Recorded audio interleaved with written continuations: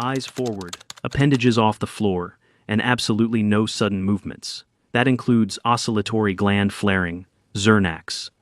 Professor Kelkran's voice was crisp, if strained, echoing through the amphitheater-style lecture hall carved into the side of Gamma Academy's biosphere dome. Rows of seats climbed up in a crescent behind him, each filled with the finest and nerviest students from a dozen different planetary systems. From transparent-bodied Othari to the bark-armored Vrel, the class of intergalactic biology, 101, had gathered for what was billed as a first-hand demonstration in apex containment physiology. Some took notes, others trembled. And then, there was James. Human, mid-20s, exchange student from Earth. He was seated dead center, 3 rows back, legs spread like he owned the air in front of him, and munching on something that smelled unmistakably like dehydrated bacon. "Mr. James," Professor Kelkran said, pausing his lecture, "kindly cease consuming flesh-scented consumables during a Predator module." James blinked, then glanced at the pouch in his hand. "Oh, sorry, just a snack." Several species in the row ahead began muttering nervously in their native tongues. The Thillian next to him shifted 3 feet away, using only her leg vents. "Apologies," James muttered, tucking the bag away. His fingers left a faint grease stain on his notes. The lights dimmed slightly, and the containment field at the center of the room pulsed to life. It shimmered, transparent yet dense, revealing the star of today's show. Model designation XR-42, Class 5 Apex Predator. It stood over 3 meters tall, built like a bunker on legs, 4 jaws layered over each other like a nightmare puzzle, muscle bands visible beneath carbon-woven plating. A tail with a serrated fin tip idly swished the reinforced floor. The students leaned forward. Some clutched translation tablets tighter. "This specimen," Professor Kelkran intoned, "was bioengineered for frontline shock deployment. It is fast, reactive, and typically unresponsive to pheromonal negotiation." XR-42 growled. The sound wasn't sonic, it was seismic. "And yet," the professor continued, "when immobilized via this level 4 stasis prism, we can safely examine muscle articulation and aggression-based biofeedback. Observe the pressure-sensitive scutes along the thoracic curve." An electric pop rang through the hall. Then another. And the response to minor stimuli. The lights above flickered. A pulse shivered across the containment field. "Wait, that's not." Professor Kelkran's tentacle shot toward the interface. "Control, respond. I'm registering a..." The field dropped. No sound, just sudden stillness, the kind that stretches time and air. Then XR-42 moved. Not lunging, not yet, but a slow, predatory step forward, jaws twitching open, the lower mandibles clicking with anatomical precision. A hiss escaped the venting panels. The creature sniffed the air. Then, chaos. Screams. Dozens of them. One student jumped 2 rows of seating backward in a single bound. Another tried scaling the wall and failed halfway, his suction pads squealing uselessly against the paneling. A gelatinous being turned entirely transparent and rolled under a bench. Professor Kelkran shouted for lockdown protocol, but the room didn't hear or care. The predator roared. A desk exploded under one swipe of its claw. James did not run. Instead, he slowly, carefully, slid his backpack from his shoulder and knelt. He set the bag beside him like he was preparing for a picnic. XR-42 was 20 feet away and closing. James made no move to flee. His voice was soft. "Easy, big guy. You got out early, huh?" The creature halted, its pupils adjusted. It sniffed again, deep, nasal, almost confused. James held out his palm. "You smell that? Bacon?" The beast made a grumbling noise. Then, bafflingly, it took a tentative step forward and lowered its head to sniff his hand. The rest of the room had gone silent, except for one lone security, Claxon still whooping like it, hadn't gotten the memo. James smiled. "Yeah, who's a good boy?" XR-42 rumbled, a noise that didn't match any recorded behavior profile. Then slowly, awkwardly, it flopped. Onto its side, exposing its massive belly, which looked like a muscular avalanche. James reached out. "Can I?" he asked softly. The thing snorted. So he rubbed. Belly, full palm, like a mechanic polishing the side of a tank. The predator purred. Holy, he's massaging the death beast, someone whispered behind him. Phones came out, recording lenses focused. James didn't notice. Or maybe he did, but was too occupied cooing softly. No, Bitey. That's right. Who's a snugglebug? You are. You totally are. It wiggled. A full-body shiver that sent tremors through the floor. Then the doors burst open. Security flooded in. 7 officers, armored and armed, weapons up. The lead barked, "Step away from the bioform." James, still calmly kneeling beside a murder engine with 4 jaws, looked up. "Could you not shout? He doesn't like yelling." The predator growled not at James, but at the guards. All 7 froze. Professor Kelkran, slumped against the wall and panting, lifted one eye stalk. I think I may be experiencing cardiac compression." The Thillian who'd shifted away from James earlier leaned over her desk and muttered, "He smells like prey, but the apex is treating him like littermate." Another student from the Othari delegation whispered, "Is this human mind control?" "No," said a shrill voice from the back. "I read about this. It's a ritual. Earthlings rub the abdominal segments of dominant beasts to assert emotional dominance." Someone else muttered, "We need to file a cultural incident report." James, still rubbing the purring slab of genetically engineered death beside him, raised one hand awkwardly. Does the Academy cover shredded backpack costs?" He kind of chewed mine. No one answered. The predator gave a happy grunt and licked James's arm. The tongue left a smear of saliva and what appeared to be mild, acidic etching on his shirt. James sighed. "Yeah, definitely ruined." The security chief lowered his weapon very, very slowly. "We're going to need a bioethics committee," he muttered. James squinted. "Also, could someone find my bottle of lotion? It fell out. Kinda smells like bacon, so that might be relevant." In the stunned silence, Professor Kelkran passed out.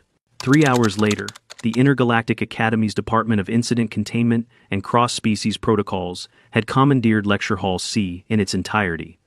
The Predator XR-42 was snoozing in the corner like a warm bioreactive rug, still uncaged, resting its chin on what used to be a crash-resistant exam podium. A low hum of satisfied breathing rose and fell like an industrial air compressor. James sat in a folding chair across from a round table of increasingly concerned bureaucrats. A Kaushvek delegate blinked both sets of eyelids. "So you're saying you touched it because it reminded you of a pet?" James, wearing a loaned Academy emergency thermal hoodie and mismatched socks, nodded. "Specifically, my sister's Mastiff. Huge guy, sweetheart, bit nervous around loud noises too." The Othari legal observer, whose body resembled a translucent jellyfish stuffed into a lab coat, quivered. "And your hand lotion, what is its function again?" "Moisturizing, and it smells like bacon. I use it out of habit." "Bacon is a pork product. From pigs." Half the room blanched. "Earthlings," whispered the Thillian ethics specialist, "you moisturize with carnivore residue?" James frowned. "I mean, not really. It's synthetic. But yeah, meat-scented stuff. Dogs love it. Works wonders on dry skin, especially when..." The Vrel delegate stood up suddenly. "We require a recess. This information is destabilizing." Professor Kelkran, now conscious and seated in a hover recliner with a blanket over his upper appendages, waved weakly. "Don't blame the human. Blame the field technicians who wired the prism containment through the Rec Lab's auxiliary panel. We had a popcorn machine surge last night. That fried the circuit junction." There was a long pause. The Yen security chief pinched the bridge of his proboscis. "The prism failed because of a snack dispenser?" "Yes." James blinked. "Wait, are you telling me this entire containment failure happened because someone wanted popcorn?" Silence. Kelkran muttered, "Cheddar flavor." James shook his head. "Unreal." The XR-42 snorted in its sleep, legs twitching. The Vrel returned to the table, now visibly anxious. "We demand a full psychological screening of this human. We cannot allow emotional contamination of classified bioforms." James raised an eyebrow. "I didn't contaminate anything. I just didn't panic." "You petted it." "Yeah, worked, didn't it?" The table erupted into overlapping arguments. Some shouted about weaponized empathy. Others demanded Earth restrict the export of emotionally conditioned mammals. A few insisted humans needed an official registry for all scent-based products. James sat back in his chair and stared at the ceiling. "You know," he muttered, "none of my advisors mentioned this might happen." A soft chime interrupted the chaos. A tall, lean figure walked into the room, an Earth delegate in formal blue with silver trim.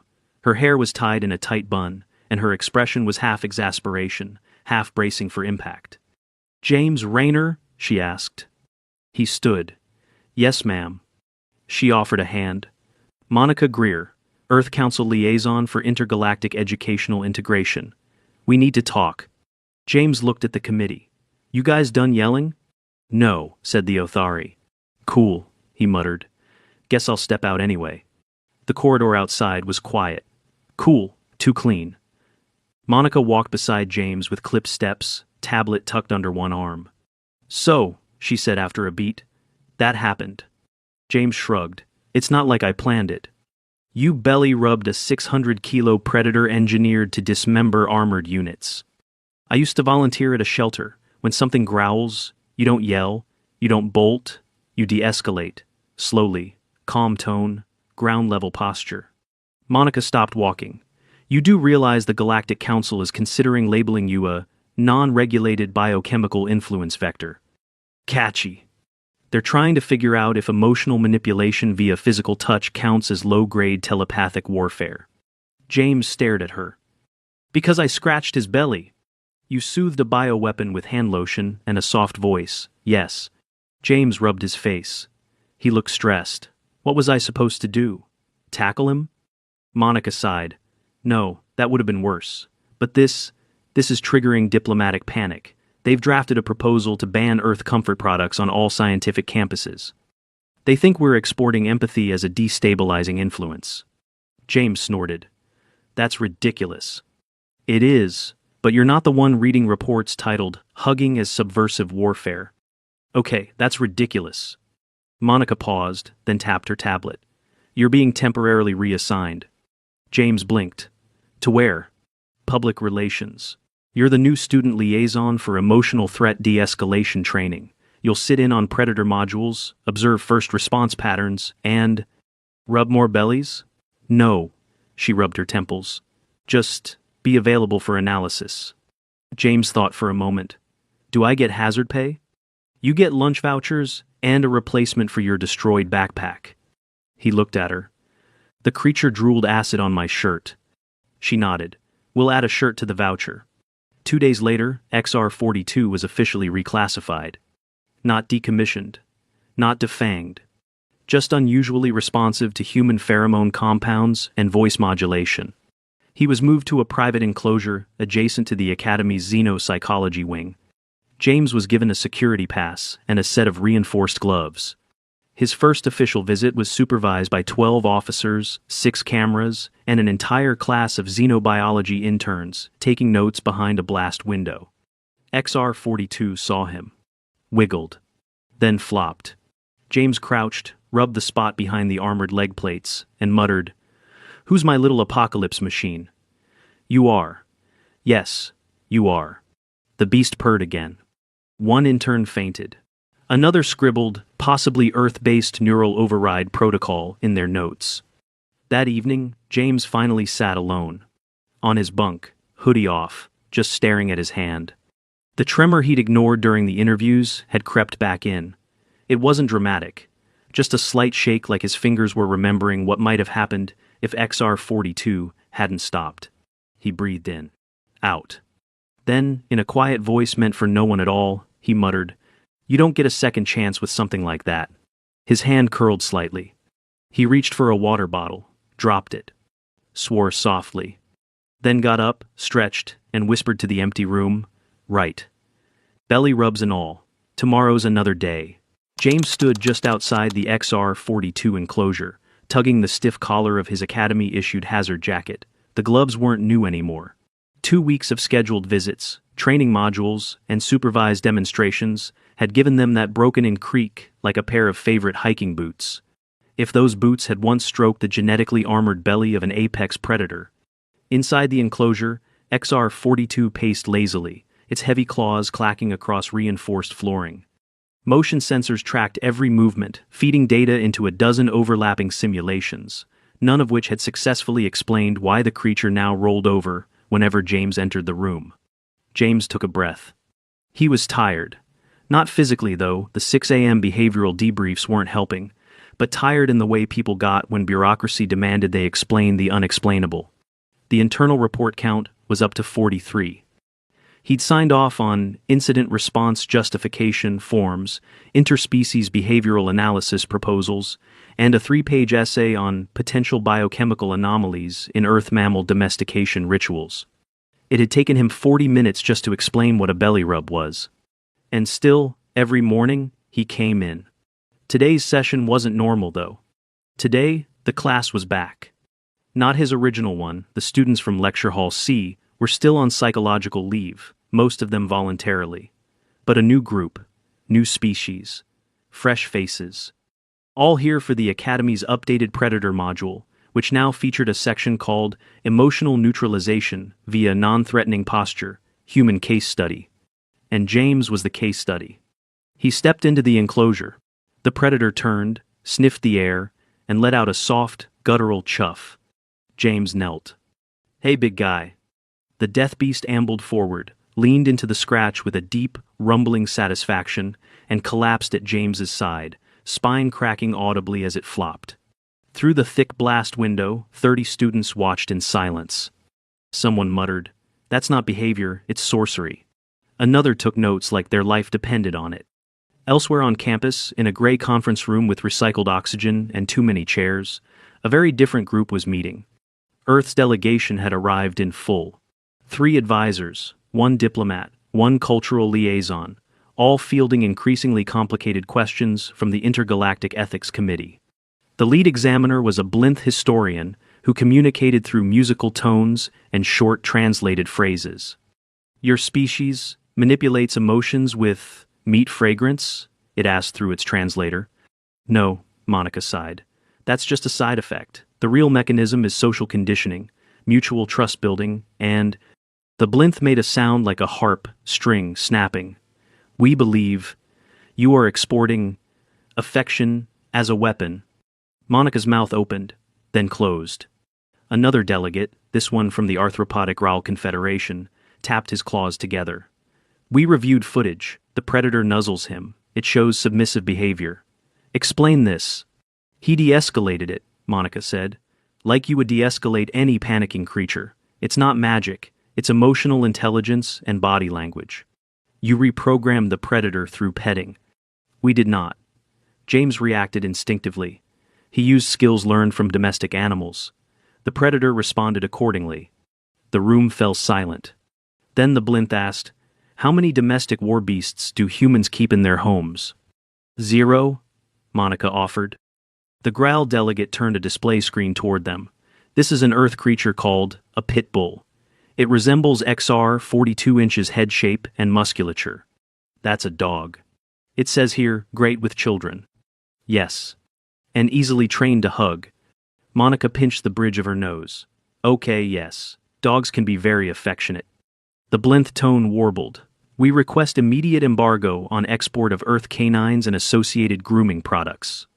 James walked back to his dorm with a packet of leftover protein rolls in one hand and a fatigue that felt like it had roots in his spine. Someone had written "Death Beast Whisperer" in glowing marker on his door again. He didn't erase it, just stared at it. He dropped his bag, stripped off the jacket, and sat on the edge of the bed, breathing shallow. His fingers were sore. His shoulders ached. He'd never asked for this. He came here to learn, to study, not to become the face of cross-species emotional diplomacy. Still, he couldn't stop replaying the first moment XR-42 flopped over. Not the purr that came later, but the moment it chose to show its belly. Not submission. Trust. He hadn't known what it meant, not fully, not then. Now he did. And it terrified him. The next morning, something changed. James arrived at the enclosure as usual. XR-42 didn't flop. It stood, still, staring. James slowed his approach. "Hey, something wrong?" No response. The Predator sniffed once, then turned away. James blinked. Behind the glass, a trainer frowned. Bioform is non-reactive. Behavioral deviation detected. Another scientist whispered, "Is it sick?" But James noticed something else. A faint, almost imperceptible scent. New. Different. He turned to the nearest technician. "Did someone else enter the enclosure before me today?" "Negative. Just the sanitation drone." James frowned.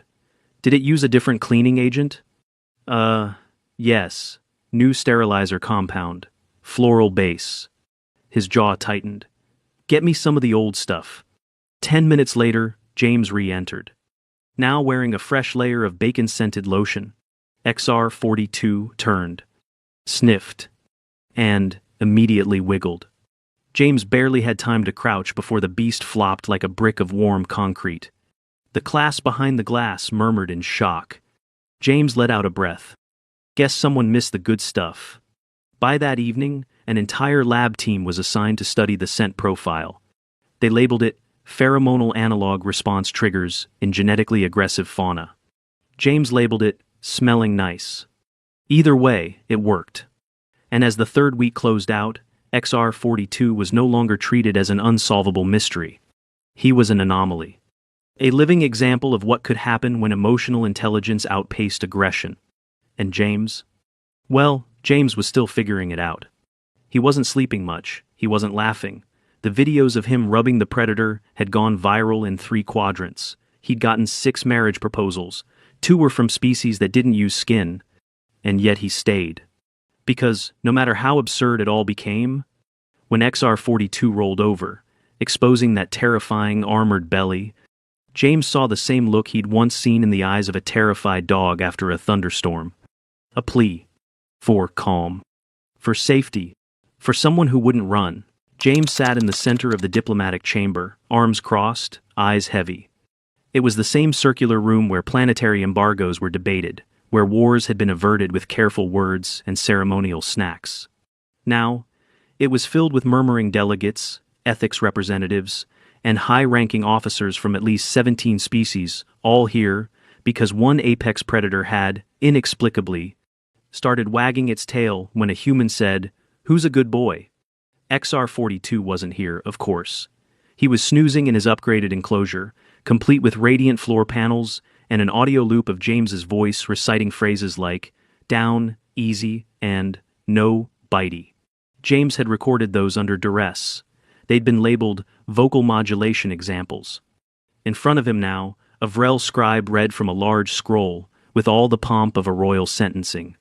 Section 44C of the Intergalactic Ethics Charter requires resolution of any classified event deemed to possess cross-cultural psychological risk. We are here to determine the final classification of the Human Rainer Protocol. James raised an eyebrow. It has a name now? Named after you, whispered Monica, seated beside him in the Earth delegation row. Could have at least called it the bacon rub principle, he muttered. The scroll continued. And to assess whether human interaction poses a long-term destabilizing influence on classified biofauna across the Academy's educational systems. The Yen security chief, still sour after 2 weeks of being proven irrelevant, leaned forward. Let the record show the bioform remains lethally dangerous to all non-human individuals. Except when they're not shouting, James said. Or running, or spritzed with bacon lotion. The Growl delegate chirped in. We do not find bacon lotion to be a stable control method. Neither did I, James muttered. But here we are. Professor Kelkren, now functioning at 75% mental clarity and 0% pride, stood to deliver the final academic recommendation.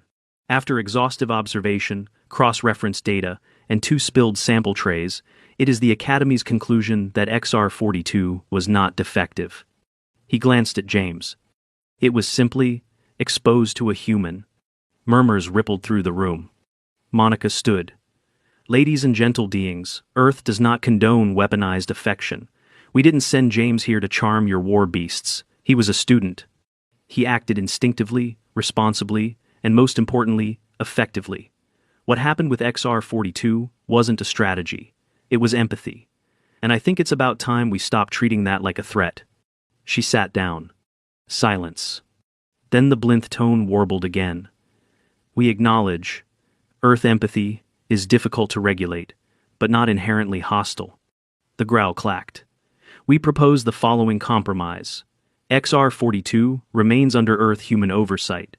No further species to enter enclosure. Kelcran added, James Rayner will act as a temporary handler until a full ethological transition is complete. James blinked. Wait, what? Monica patted his shoulder. It's a symbolic title. Comes with a stipend and a spare keycard.